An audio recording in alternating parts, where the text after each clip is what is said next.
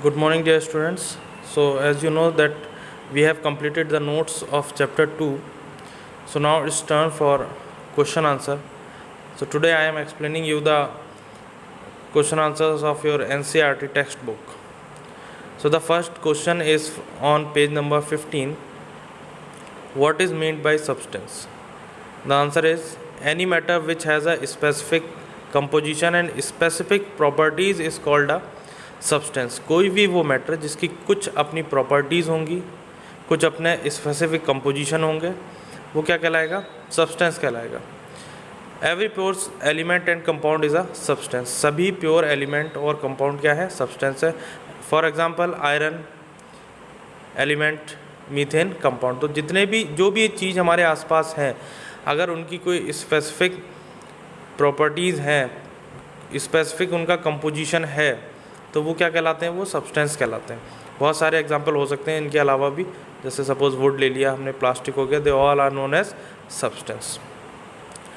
Next question is list the point of difference between homogeneous and heterogeneous mixture. तो हम लोग इसके example से स्टार्ट करते हैं। एग्जाम्पल्स में दे रखा है mixture of NaCl and water, इधर दे रखा है mixture of sand and water, petrol and water. So सबसे पहले एग्जांपल से समझते हैं होमोजीनियस मिक्सचर।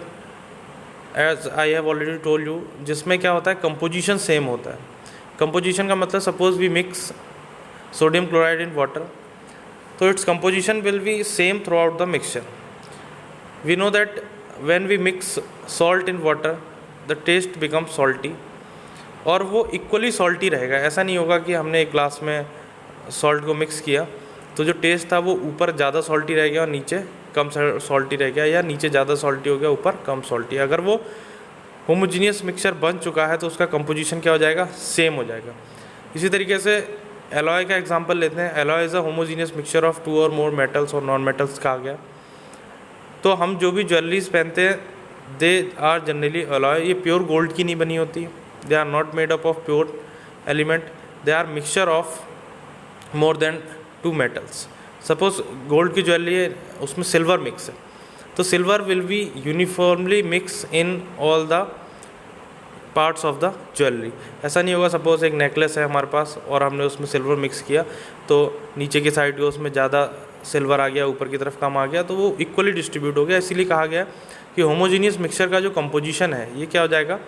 सेम हो जाएगा। इसके बाद इधर आ जाते हैं इसमें हेट्रोजीनियस मिक्सचर में। इसमें कंपोजिशन क्या होता है? सेम नहीं होता है। जैसे suppose we have mix sand and water, तो क्या होगा? आफ्टर सम टाइम जो सैंड होगी it will settled at the bottom of the vessel, वो नीचे की तरफ बैठ जाएगी। Petrol and water, as we know that oil and water will never mix. अगर किसी ऑयल को और वाटर को मिलाने की कोशिश करेंगे तो वो मिक्स नहीं होंगे, they will make two separate layers. तो अब now come on the first point, they may be called solution. Solution सिर्फ होमोजीनियस मिक्सचर्स ही सॉल्यूशन होते हैं। इसके अलावा जो सस्पेंशन होता है, कोलाइड्स होते हैं, they all are heterogeneous mixtures. The components can not be distinguish easily.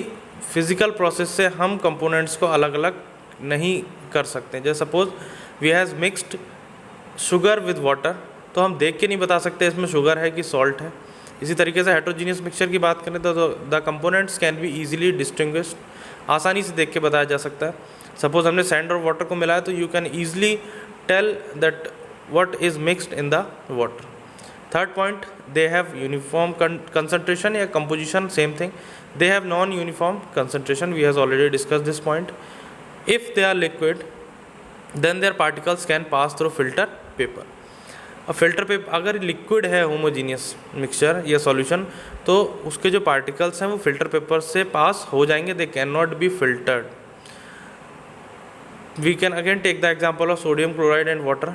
तो इसको अगर हम फिल्टर पेपर से पास कराएंगे तो sodium chloride as well as water के जो पार्टिकल्स हैं वो फिल्टर पेपर के पास हो जाएंगे। We will not get any of the residue in the filter paper, हमें फिल्टर पेपर में कुछ भी नहीं बचेगा।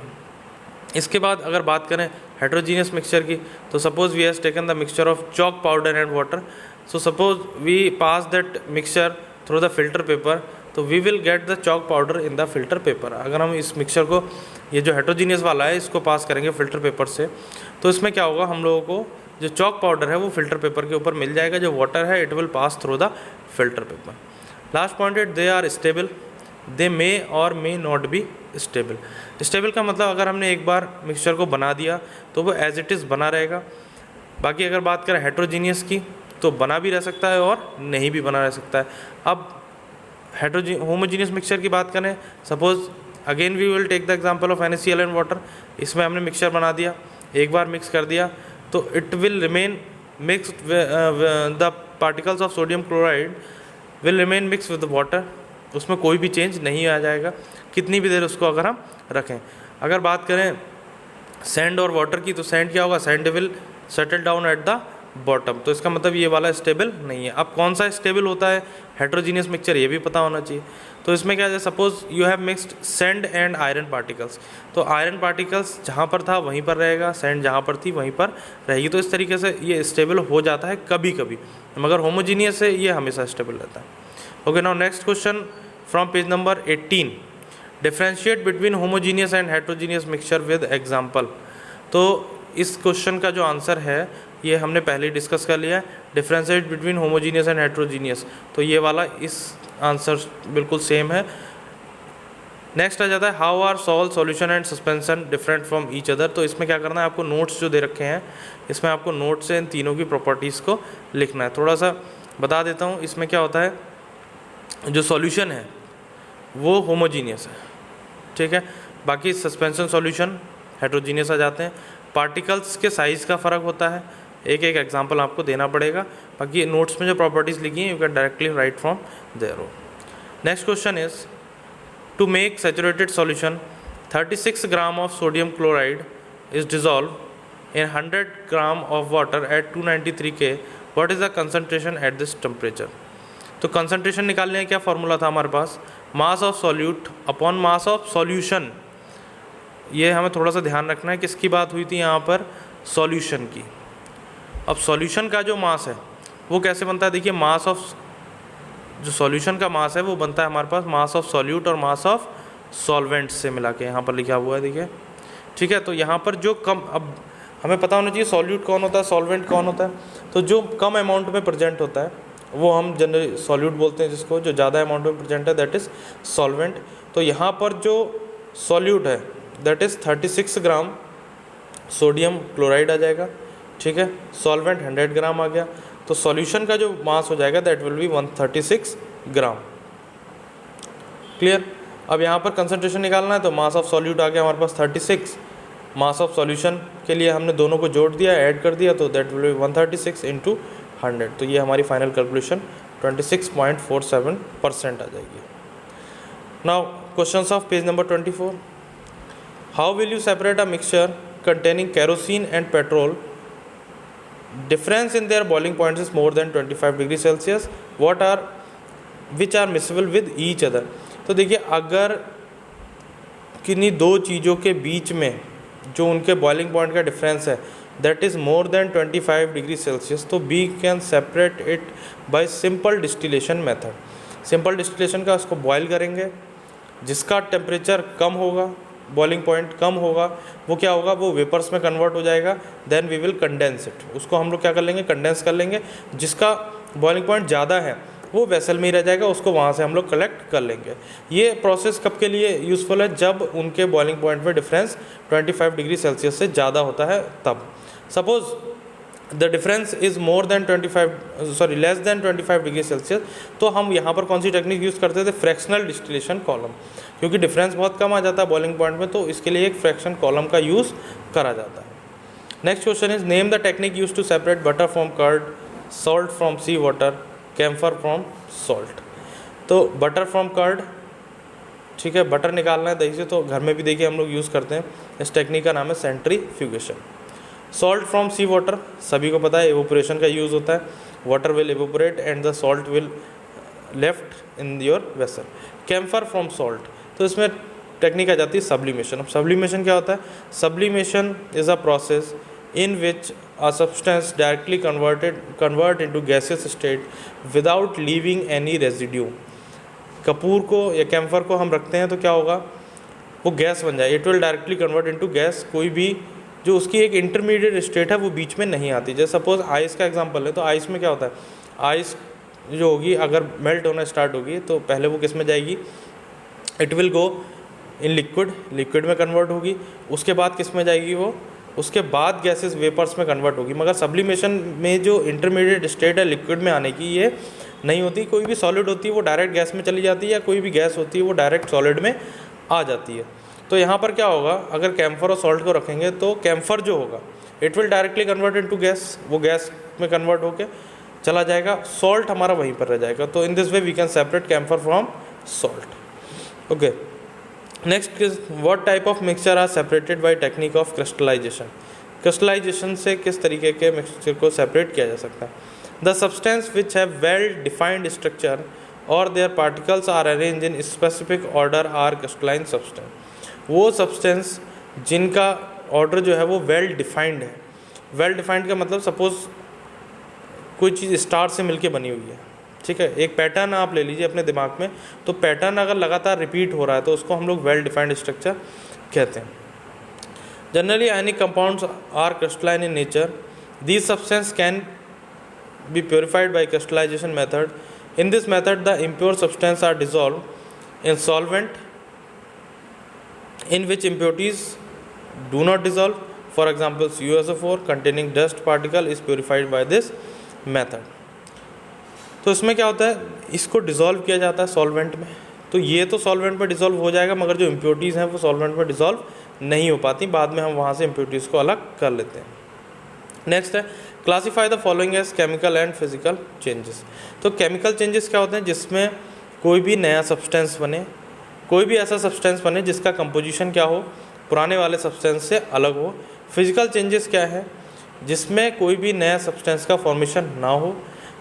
उस एक और जो डिफरेंस है इनका कि केमिकल सब्सटेंस जो है वो मोस्टली इरिवर्सिबल होते हैं, रिवर्स नहीं होते, while the physical changes are reversible. जैसे हम एक टॉवल गीला हुआ, एक टॉवल वेट हुआ, उसको बाद में सुखा लिया गया, क्या हो गया, फिजिकल चेंज हो गया। क्यों, क्योंकि वो दोबारा से अपनी स्टेट में आ गया है और कोई भी नया सब्सटेंस इसमें नहीं फॉर्म हुआ है। सपोज वही टॉवल हमने बर्न कर दिया, उसको जला दिया, तो that will be a chemical change, क्योंकि एक बार जलने के बाद वो दोबारा नहीं आ सकता। और दूसरी बात कि उसमें कोई एक नया प्रोडक्ट बना है, जो ऐश है उसकी एक नई चीज़ बन गई है। तो ये डिफरेंस हो जाता है फिजिकल और केमिकल चेंज में। दो बातें याद रखनी है, एक तो कि कोई भी नया सब्सटेंस नहीं बनता है फिजिकल चेंज में, वहीं केमिकल चेंज में नया सब्सटेंस बनता है। दूसरी बात, mostly physical changes are irreversible in nature while chemical changes are physical changes are reversible in nature while chemical changes are irreversible in nature. एक बार जो हो गया वो हो गया। कटिंग ऑफ ट्रीज, इसमें कई सारे ऑप्शन दिए, melting of butter in a pan, rusting of almirah. अब देखिए सबसे पहला कटिंग ऑफ ट्रीज, अगर आप पेड़ को काटते हैं क्या कोई नया सब्सटेंस बनेगा, वुड थी पहले भी, बाद में भी वुड रहेगी, तो it means it is a physical change. Next is melting of butter. अब आपने बटर को मेल्ट किया है, इट विल अगेन फ्रीज्ड, उसको दोबारा से फ्रीज किया जा सकता है, इसमें कोई नया सब्सटेंस भी नहीं बन रहा है और ये रिवर्सिबल भी है, तो ये क्या हो जाएगा, फिजिकल चेंज। रस्टिंग ऑफ एल्मीरा, एल्मीरा में जंग लग गई तो उसमें एक नया सब्सटेंस बना है जो कि है रस्ट, ठीक है, तो ये कैसा हो जाएगा, ये this will be chemical change. Okay, next boiling of water to form steam. अब वाटर को बॉयल किया जा रहा है, कोई नया सब्सटेंस नहीं बनेगा, H2O पहले भी था, H2O बाद में भी रहेगा, बस फिजिकल स्टेट चेंज होगी, तो क्या हो जाएगा, फिजिकल चेंज। दोबारा से इसको उस फॉर्म में भी लाया जा सकता है, तो हो जाएगा physical change. Electrolysis of water, electrolysis मतलब वाटर को दो हिस्सों में तोड़ना, वाटर में करंट पास करके उसको दो हिस्सों में ब्रेक करना, तो it will be chemical change. Dissolving of common salt in water, तो कॉमन सॉल्ट को अगर वाटर में मिक्स करेंगे तो क्या हो जाएगा, सॉल्टी वाटर बन जाएगा और हम उसको दोबारा भी ऑब्टेन कर सकते हैं, मतलब ये रिवर्सिबल चेंज है और हम दोबारा भी इसको इसकी फॉर्म में ला सकते हैं, कोई नया सब्सटेंस नहीं बनेगा, तो क्या आ जाएगा, physical change. Making of fruits salad with a raw fruit, ठीक है। फ्रूट सैलेड में हम क्या कर रहे हैं, सिर्फ फिजिकल स्टेट को चेंज कर रहे हैं, सिर्फ उसको काट रहे हैं और उसमें कोई भी नया सब्सटेंस नहीं बना रहे हैं, physical change. Burning of paper and burn होने के बाद क्या होगा, कोई नया सब्सटेंस बनेगा, it means it is a chemical change.